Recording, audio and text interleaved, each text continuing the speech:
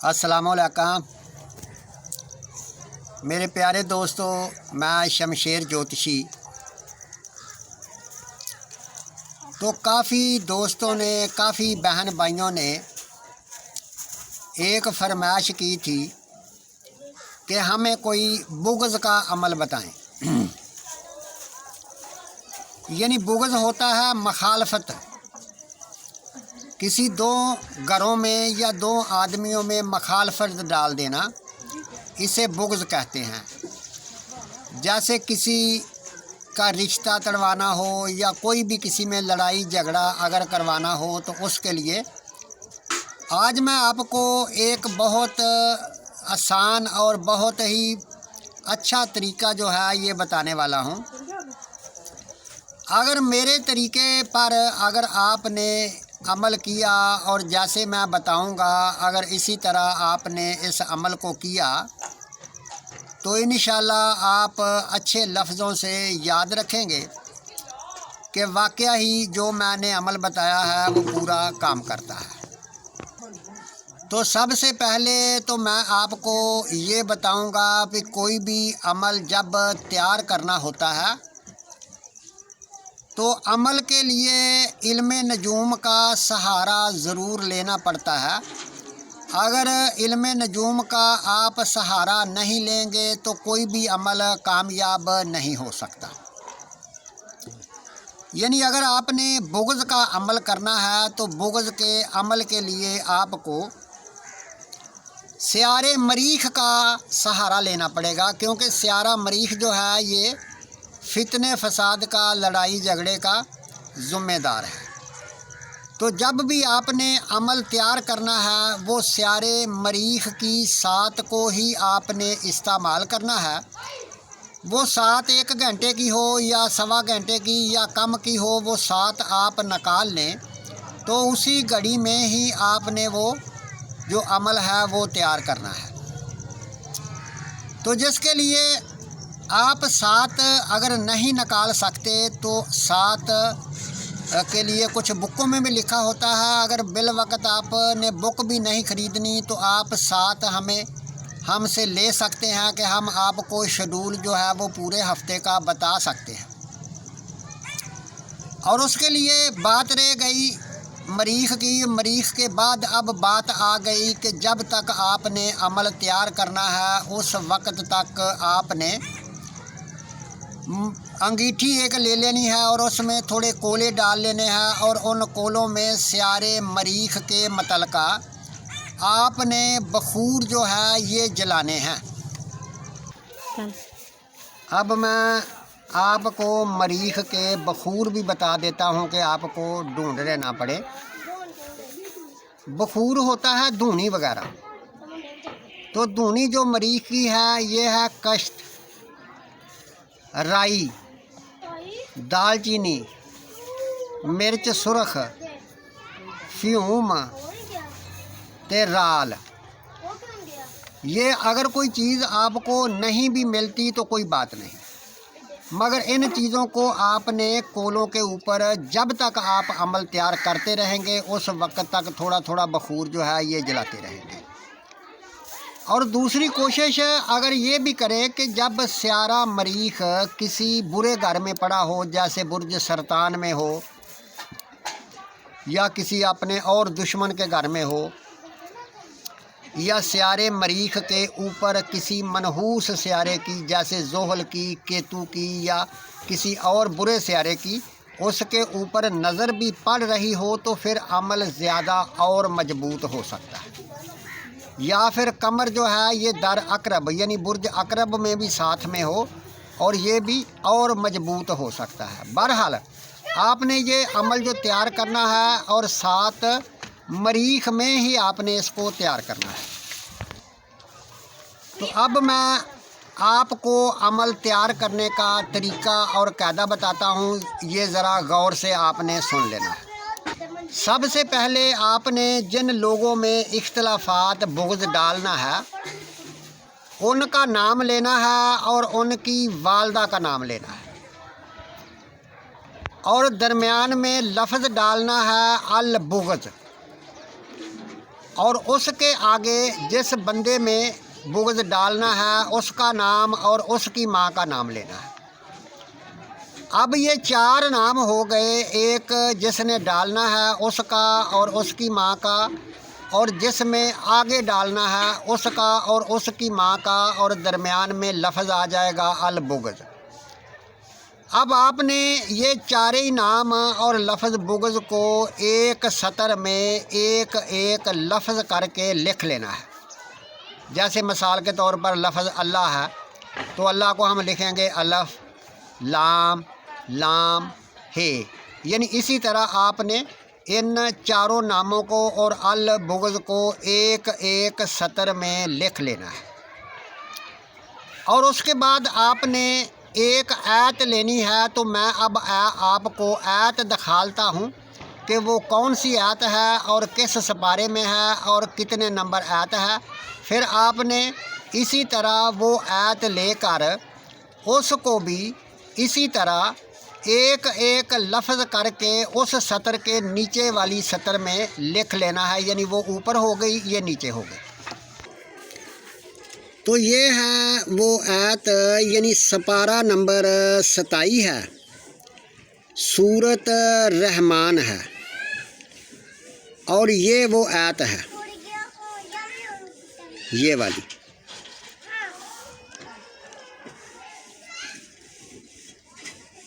आ गई बात समझ में? आयत का आपको पता चल गया है कि ये आयत है। तो अब आपने क्या करना है कि सबसे पहले जैसे ये एक नक्श बना हुआ है, तो इस नक्श के भी एक चाल होती है। तो सबसे पहले आपने ये करना है कि आपने ये जो नाम लिखे हैं जिनमें मखालफत करनी है और साथ में लफ्ज़ बुग़्ज़ भी, इन सब के आपने अदद ले लेने हैं। यानी हर लफ्ज़ जो होता है उसका एक अदद होता है। जैसे लफ्ज़ दाल है तो दाल का अदद 4 है, लफ्ज़ सीन है तो इसका अदद 60 है। इसी तरह आपने जितने भी नाम लिखे थे और ये साथ में नीचे अल बुग़्ज़ भी, इसके भी अदद साथ ही ले लेने हैं। और लेने के बाद और जो आयत है, आयत के अदद भी ले लेने हैं। आयत के मैं अदद वैसे आपको बता देता हूँ। ये है आयत के अदद, ये है 3 1 6 4, यानी 3164 अदद आयत के हैं। तो अब आपने 3164 अददों में जो लफ्ज़ भी आपके निकलेंगे, यानी जो नामों से और अल बुग़्ज़ से निकाले थे, उन सब को इकट्ठे कर लेना है। तो ये वो नक्शा है। यहाँ से आप हर अदद की, यानी हर लफ्ज़ की अदद जो है ये निकाल सकते हैं। जैसे कि ये अलफ़ है, अलफ़ का 1 बे के, 2 जीम के, 3 दाल के, 4 हे के, 5। तो इसी तरह हर लफ्ज़ के नीचे उसके अदद लिखे हुए हैं। ये भी मैंने आपको शेड्यूल दे दिया है, इसलिए कि आप किसी और किताब की आपको ना ढूंढनी पड़े और आप यहाँ से इसको अददों को ले सकते हैं। तो जब आप अदद सब इकट्ठे कर लें तो आपको पता चल गया कि इतने अदद जो हैं ये मैंने इकट्ठे कर लिए हैं। तो उसके बाद ये एक नक्श है, यानी इसकी एक चाल है। जैसे ये खाना नंबर 1 लिखा हुआ है, ये 2, ये 3, ये 4, 5, 6, 7, 8 और 9, यानी ये हर नक्श की एक चाल होती है। तो आपने नक्श जो है ये आपने इस चाल के मुताबिक ही पुर करना है। तो अब मैं आपको पुर करने का तरीका बताता हूँ। तो अब ऐसे है कि जैसे आपने कुल अदद जो भी जमा कर लिए हैं, तो सबसे पहले जैसे कि ये 5371 लफ्ज़ जो हैं यानी अदद निकले हैं, तो आपने ये 3 खाने वाले नक्श की बात हो रही है जिसे मसलस नक्श भी कहते हैं।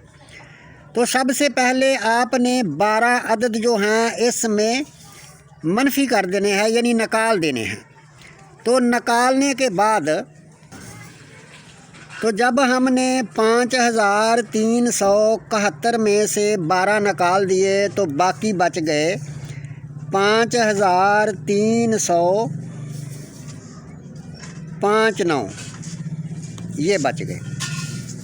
अब हमने अगला कायदा क्या करना है कि ये जो नक्श है ये 3 खानों वाला नक्श है।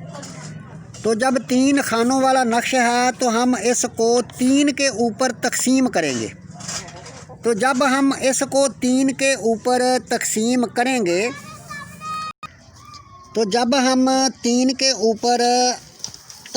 करेंगे तो जवाब आएगा 1786 जो है ये जवाब। तो जब हमने 5359 को 3 के ऊपर तकसीम किया तो जवाब आ गया 1786, मगर एक बच गया। अब हम आपको बताएंगे कि अगर एक बच जाए तो फिर क्या करना है, अगर 2 बच जाए या 3 बच जाए तो फिर क्या करना है। इसमें अब एक बचा है जैसे, तो अब आपने ऐसा करना है कि अगर बिलफर्ज आपके पास अगर एक बच गया है तो ये लिखा हुआ है कि अगर कसर 1 आए तो खाना नंबर 7 में 1 का इजाफ़ा करना है। तो इसका भी मैं आपको तरीका बताता हूँ कि आपने क्या करना है। तो जैसे कि 1 में यानी क्या करना है, ये नक्श मैं पुर करता हूँ और आपको बताता। तो अब हमारे पास जो रकम आई थी 1786, तो जो मैंने आगे पहले चाल बताई थी, ये जो चाल है नक्श की, ये वाली, ये इस नक्श की, तो इस नक्श में हम जो रकम आई है उस रकम को इस खाने में खाना नंबर 1 में लिखेंगे। यानी हम 1 में लिखेंगे 1786 और जब खाना नंबर 2 यहाँ लिखा हुआ है तो खाना नंबर 2 में हम जाकर लिखेंगे 1788। तो इसी तरह खाना नंबर 3 में हम जाके लिखेंगे 1788। तो इसी तरह खाना नंबर 4 आ गया, तो खाना नंबर 4 में हम जाकर लिखेंगे 1789। और इसी तरह खाना नंबर 5 में, ये खाना नंबर 5 है, खाना नंबर 5 में हम लिखेंगे 1790। और इसके बाद खाना नंबर 6 जो है ये वाला, इस खाने में हम लिखेंगे 1791। और अब जो कसर आई थी 1, तो अब हमने कसर को बढ़ाना है। अगर हम इसी चाल के हिसाब से चलते तो अब ये खाना नंबर 7 है, इसमें आना था 1792, मगर 92 की बजाय हमने 1 और बढ़ा दिया, यानी 1 को बढ़ाना है। तो यहाँ लिखा जाएगा 1793। तो इसी तरह अगर आपका 1 बचे तो खाना नंबर 7 में आपने 1 का इजाफ़ा करना है। अगर आपके पास 2 बचे तो जब खाना नंबर 4 में जाएंगे तो फिर आपने 1 लफ्ज़ का इजाफ़ा कर देना है। यानी आपको पता चल गया है कि कैसे इजाफ़ा करना है। हाँ, तो अब आपने जो मैंने पहले तरीका बताया है कि आपने नाम जो हैं वो लिख लेने हैं। जैसे मैं फिर एक मर्तबा समझा देता हूँ कि आपने जिन दोनों लोगों में बुग़्ज़ डालना है उनका और उनकी माँ का नाम और दरमियान में लफ्ज़ बुग़्ज़ डाल के 1 सतर पूरी कर लेनी है, और दूसरी सतर उसके नीचे वाली जो है वो आपने ऐत लिख लेनी है उसमें। तो अब आपने क्या करना है कि 1 लफ्ज़ जो है इसे कहते हैं इम्तिजाज, यानी आपने इसका इम्तिजाज करना है। जैसे कि आपने 1 लफ्ज़ ऊपर वाली सतर से ले लेना है और दूसरा लफ्ज़ नीचे वाली सतर का ले लेना है, फिर ऊपर वाली सतर का, फिर यानी ऐसे जैसे कि एक ये ले रहे हैं, ये ले रहे हैं, ये एक ये। तो इसी तरह आपने 1 लफ्ज़ करके वो पूरी की पूरी लाइन जो है उसमें लफ्ज़ों को मद्गम कर देना है। और अगर ऐसे समझ लो कि जो नाम हैं, नामों के लफ्ज़ जो हैं वो बढ़ गए हैं और वो ऐत वाले लफ्ज़ जो हैं वो ख़त्म हो गए हैं, तो फिर आपने ऐसे ही करना है कि जैसे कि वो अगर ऐत वाले बढ़ गए, छोटे हो गए हैं और नामों वाले बढ़ गए हैं, कोई भी उनमें ऐसा हो सकता है। तो अगर ऐसा होता है तो जो लफ्ज़ जैसे कि इधर जाके ये लफ्ज़ ख़त्म हो गया और दूसरे के अभी बाकी हैं, तो आपने इस लफ्ज़ को यहाँ से ही स्टार्ट कर लेना है और दूसरी सतर जो ख़त्म हो गई है उसको फिर शुरू से ले लेना है।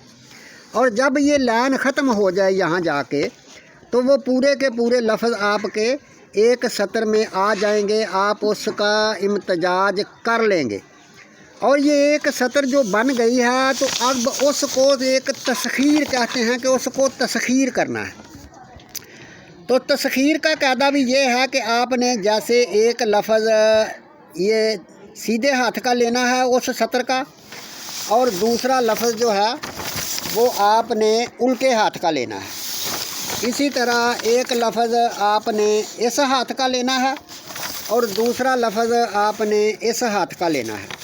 तो इसी तरह आपने ये नीचे वाली लाइन जो है ये तैयार करनी है। पहला हरफ आपने उल्टे हाथ वाला उठाना है, फिर सीधे हाथ वाला, फिर उल्टे हाथ वाला, फिर सीधे हाथ वाला। इसी तरह आप करते जाएंगे और लाइन छोटे नीचे वाली जो है ये मुकम्मल करेंगे। मगर ये है कि ये आपको बहुत ही होशियारी से, बहुत समझदारी से काम करना है, क्योंकि इसमें अक्सर बार बार गलती हो जाती है। जब दूसरी लाइन तैयार हो जाए तो इसी तरह फिर आपने तीसरी लाइन इसी तरह तैयार करनी है। पहले उल्टे हाथ का लफ्ज़ लेना है, फिर सीधे हाथ का लेना है। ये तीसरी हो गई, फिर चौथी हो गई। इसी तरह आपने करते जाना है। आपने कब तक करना है? उस वक्त तक करना है कि जब तक ये जो ऊपर वाली लाइन हमने लिखी है ये जब नीचे ज़ार हो जाए, यानी यही लफ्ज़ आ जाएं, तो आपको पता चल जाएगा कि ये जो है ये तस्खीर इसकी हो गई है। तो आपको ये भी पता चल जाएगा कि आपने कौन कौन सी गलती की है। कि जो लफ्ज़ आप मिलाएंगे तो आपको पता चल जाएगा कि कौन कौन सी आपने गलती की है। तो ये तो हो गई तस्खीर। अब अगला पॉइंट क्या है? तो अब जब आपके पास ये जो नक्श था जो आपने तैयार किया था, तो इसके ऊपर ये लिख देना है या मुज़म्मिल। और लिखने के बाद अब जो नक्श है, नक्श के नीचे यानी यहाँ जाकर आपने क्या लिखना है? ये जो लफ्ज़ लिखे हुए हैं, जैसे फ़लाँ बिन फ़लाँ अल बुग़्ज़, यानी आगे उसकी माँ का और ये लफ्ज़ डालकर फ़लाँ बिन फ़लाँ, यानी फ़लाँ बिन फ़लाँ से मुराद है कि जिसमें आप बुग़्ज़ डालना चाहते हैं उसका नाम, उसकी माँ का नाम आगे लिखने की कोई ज़रूरत नहीं, सिर्फ़ एक ही लफ्ज़ पा दें, अल बुग़्ज़ माबैन अल बुग़्ज़ फ़लाँ बिन फ़लाँ। यानी इसी तरह आपने इस लफ्ज़ को छोड़ दें, ये ही लिख दें सिर्फ़। और लिखने के बाद अब इसी तरह के आपने 3 नक्श जो हैं ये तैयार करने हैं। और 3 नक्श तैयार करने के बाद अब आपने ऐसा करना है कि 2 ना वो ठीकरियाँ ले लेनी हैं, जैसे कच्ची मिट्टी की ठीकरियाँ होती हैं। तो उन दोनों ठीकरियों के दरमियान में वो तीनों नक्श रख के, तो आपने उन ठीकरियों की को किसी चूल्हे में या तंदूर में या कहीं, यानी उनको सेक लगे उस जगह पर रख देना है। तो अब वो ठीकरियाँ का अमल भी पूरा हो गया कि ठीकरियों में नक्श रख के आपने चूल्हे या तंदूर में रख देना है, थोड़ा नीचे करके भी जल भी ना जाए और उसको सेक जो है हीट उसको पहुँचे।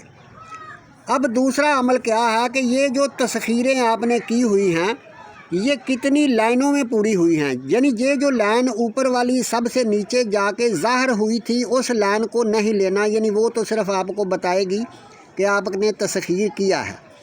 तो इसी तरह आपने अब एक एक लाइन को कैंची से काट लेना है और काटने के बाद इसके ऊपर नंबर लिख लेना है 1 2 3, यानी आपको पता चल जाएगा कि कितनी लाइनें हैं और कितनी लाइनें हैं। सबसे पहले दिन आपने मंगल वाले दिन या हफ्ते वाले दिन से ये अमल स्टार्ट करना है। कि आपने कैंची से एक लफ्ज़, जैसे ये मीम है, मीम को काट लेना है और काटने के बाद जो आपने नक्श के नीचे लिखा हुआ था कि फ़लाँ बिन फ़लाँ अल बुग़ज़ फ़लाँ बिन फ़लाँ, यानी मबैन पेना दे विच बुग़ज़ जो है ये हो जाए। तो इसी तरह वो जो लफ्ज़ हैं ये यानी आपने पढ़ने हैं और साथ ही वो जो आयत सपारा नंबर 27 में सूरत रहमान में बताई गई है वो साथ आयत पहले पढ़नी है। तो फिर ये कहना है कि फ़लाँ बिन फ़लाँ बुग़्ज़ फ़लाँ बिन फ़लाँ, और फिर उस ये इतने वर्के को, इतने टुकड़े को आपने आग में डाल देना है कोलों के ऊपर। अब दूसरा लफ्ज़ काटना है, तो इसी तरह दूसरे के ऊपर भी आपने आयत पढ़नी है, फिर उसका नाम और उसकी माँ का अल बुग़्ज़, फिर उसका और उसकी माँ का नाम लेकर, यानी इसी तरह आपने आयत पढ़ते जाना है और उनका नाम लेते जाना है। जैसे इस सत्र में हमने ये देखा कि ये 77 हरफ हैं, तो अब ये जो अमल है ये हर रोज़ 77 मरतबा ये पढ़ा जाएगा। तो इसी तरह यानी अब हम देखेंगे कि ये कितने लाइनों पर ये अमल है। तो जब हम इसको देखेंगे कि ये कितने दिनों का अमल होगा, तो इसके ऊपर हमने ये निशान लगाए हैं और निशान लगाने के बाद ये पता चला कि ये 20 लाइनों में ख़त्म हुआ है। तो ये अमल हो जाएगा 20 दिन का। और ये अमल ऐसा अमल है कि आप इसे करेंगे और देखेंगे कि वाकया ही ये बुग़्ज़ ऐसी डालेगा कि आप भी देखकर परेशान और हैरान हो जाएंगे कि ये इसने क्या किया है। तो दूसरी बात मेरे बहन भाइयों ये है कि अगर आप ये अमल की समझ आ गई है, अगर नहीं भी आई तो फिर भी मैं बताने के लिए तैयार हूँ। तो दूसरी बात ये है कि ये मैं आपको एक मशवरा भी देता हूँ और ये भी कहता हूँ कि किसी के ऊपर नाजायज़ ना करें। अगर वाकया ही कोई बंदा आपको परेशान कर रहा है या वाकया ही इन दोनों में कोई इख्तलाफात डालना चाहिए तो फिर ही डालें, नाजायज़ ना किसी के साथ करें। तो दोस्तों इसी तरह के अमल हम और भी आपको बताएंगे तो आप सीखें, यानी आप बचें, आप बज़ाते ख़ुद ही अमल करें और ये आमलों से लाखों हज़ारों रुपए देने से बच भी सकते हैं। और जब आप कर रहे हैं तो आपको पता चलेगा कि वाकई मैं कुछ कर रहा हूँ और इसका कोई ना कोई रिज़ल्ट ज़रूर निकलेगा। तो अगले अमल के साथ इंशाअल्लाह ताला फिर हाज़िर होंगे। अल्लाह हाफ़िज़।